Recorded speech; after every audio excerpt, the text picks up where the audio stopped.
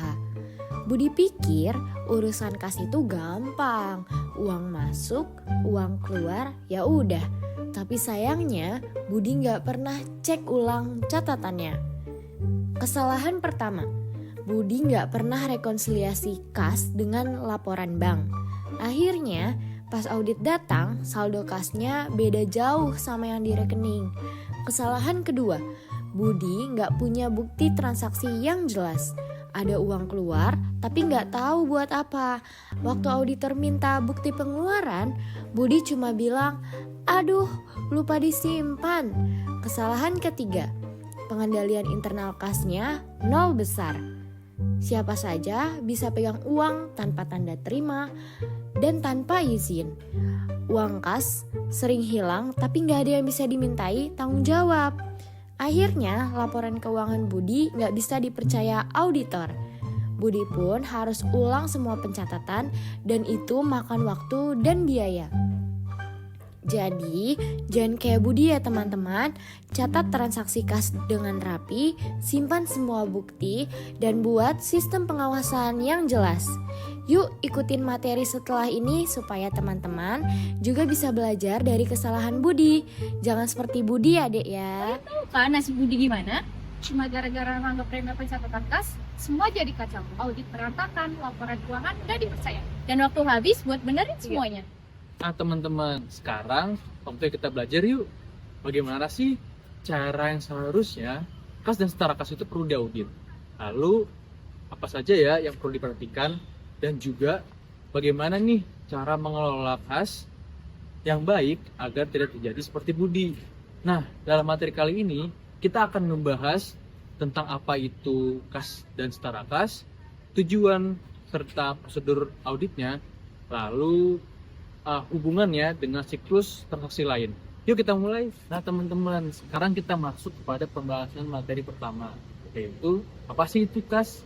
Kas merupakan aset lancar perusahaan yang sangat menarik dan mudah nih teman-teman untuk diselewengkan.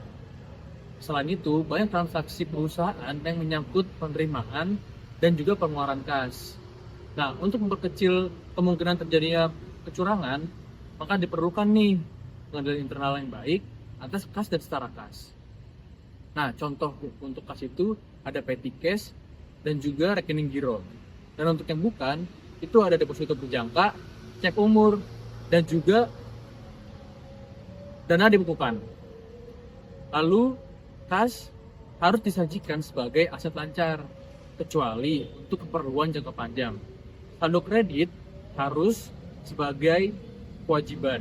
Nah, disajikannya itu sesuai dengan SAK, ETAP, ataupun GFNS. Oke, lalu tujuan dari audit kas dan setara kas. Yang pertama, yaitu memastikan bahwa pengendalian internal suatu perusahaan dilakukan secara efektif. Yang kedua, memastikan bahwa kas benar-benar ada dan dimiliki oleh perusahaan. Yang ketiga, memastikan bahwa tidak adanya transaksi fiktif.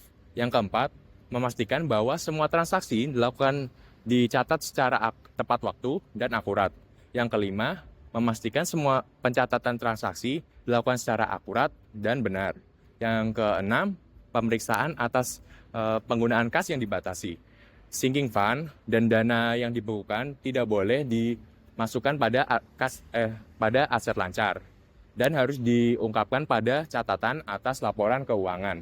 Yang ketujuh dan terakhir, yaitu pemeriksaan atas kas dan setara kas valuta asing. Harus dikonversi pada kurs tengah BI pada tanggal neraca. Dan jika ada selisih, maka akan dimasukkan pada laporan laba rugi. Audit kas dan setara kas meliputi pemahaman pengendalian internal, pengujian fisik, dan pemeriksaan dokumen untuk memperoleh bukti yang memadai guna menilai kewajaran saldo kas. Dalam laporan pertama, ada evaluasi pengendalian internal atas kas, serta transaksi penerimaan dan pengeluaran kas dan bank. Lalu, susun top schedule kas per tanggal neraca.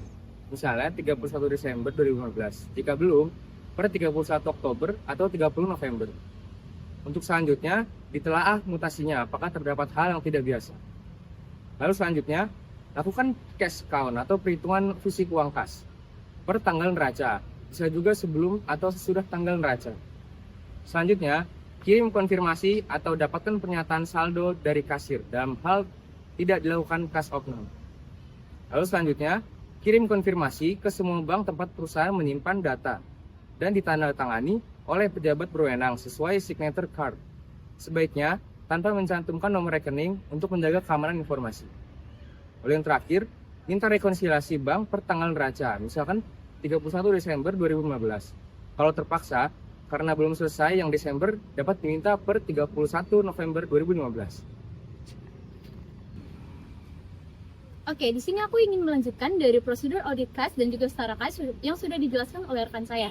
Yang pertama itu ada rekonsiliasi bank yang disusun oleh klien, lalu diverifikasi auditor dan juga dilakukan penyesuaian jika adanya kesalahan. Lalu yang kedua itu ada meninjau konfirmasi bank, notulen rapat, dan perjanjian kredit untuk mengidentifikasi pembatasan penggunaan rekening. Lalu yang ketiga itu ada periksa transfer antar bank antara 1 minggu sampai sesudah dan juga sebelum tanggal neraca untuk mendeteksi adanya praktik window dressing. Lalu yang keempat itu ada periksa saldo kas asing yang sudah dikonveksi dengan kurs tengah BI per tanggal neraca. Yang kelima itu ada periksa penyajian laporan keuangan kas dan juga setara kas apakah sudah sesuai dengan peraturan SHK yang sudah berlaku di Indonesia atau belum.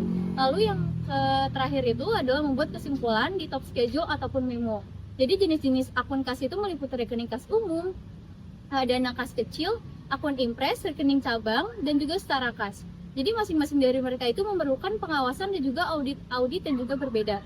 Lalu audit juga mencakup instrumen keuangan seperti saham, obligasi, dan juga derivatif. Langkah untuk menyusun audit tersebut itu meliputi identifikasi resiko, penilaian materialitas, dan juga pengungkapan kontrol dan transaksi. Lalu ada prosedur analitis dan juga verifikasi saldo dengan piutang. Baik, di sini saya akan menjelaskan hubungan kas di bank dengan berbagai siklus transaksi. Kas berperan di semua siklus penjualan, pembelian, penggajian, dan perolehan modal. Oleh karena itu, pemeriksaannya penting dan berhubungan dengan banyak bagian laporan keuangan. Yang pertama yaitu ada siklus perolehan dan pelunasan modal. Siklus ini mencakup transaksi ekuitas perusahaan seperti penerbitan saham yang meningkatkan kas dan penembusan saham yang mengurangi kas. Yang selanjutnya yaitu ada siklus penjualan dan penagihan. Siklus ini melibatkan penerimaan kas dari kegiatan penjualan. Penjualan tunai langsung menambah kas, sedangkan penjualan kredit dicatat dalam piutang usaha untuk menghasilkan penerimaan kas saat pelanggan membayar. Yang ketiga yaitu ada siklus perolehan dan pembayaran. Siklus ini berkaitan dengan pembayaran kepada pemasok atas pembelian barang atau jasa yang dicatat dalam akun utang usaha. Yang selanjutnya yaitu ada siklus penggajian dan kepegawaian. Siklus ini mencakup pengeluaran kas untuk membayar gaji, upah, bonus, dan komisi yang masih harus dibayar. Lalu selanjutnya yang terakhir yaitu ada kas di bank. Akun kas ini berfungsi sebagai pusat pengendali semua transaksi kas, baik penerimaan maupun pengeluaran. Lalu ada prosedur audit akun kas umum. Auditor memeriksa pengendalian internal, melakukan rekonsiliasi bank, mengonfirmasi saldo, dan menguji transaksi kas serta jurnal umum yang berkaitan, dan dokumentasi audit. Lalu apa saja sih prosedur audit atas instrumen keuangan? Yang pertama yaitu ada mengidentifikasi resiko bisnis klien yang mempengaruhi instrumen keuangan.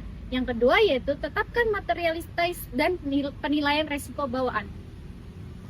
Melanjutkan materi sebelumnya, prosedur audit atas instrumen keuangan.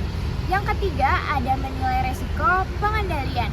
Yang keempat ada merancang dan melakukan pengujian kontrol dan pengujian substantif transaksi. Yang kelima ada merancang dan melakukan prosedur analisis substantif. Dan yang terakhir ada uji desain rincian saldo instrumen keuangan. Terus kapan sih auditor perlu memperluas audit atas akun kasnya? Nah, ikut yuk. Iya. Jadi kapan sih auditor perlu memperluas audit atas akun kas? Nah, auditor perlu memperluas prosedur audit kas akhir tahun jika pengendalian internal lemah atau terdapat indikasi kecurangan. Yang dimana tujuannya untuk mengungkap kemungkinan fraud yang berdampak material.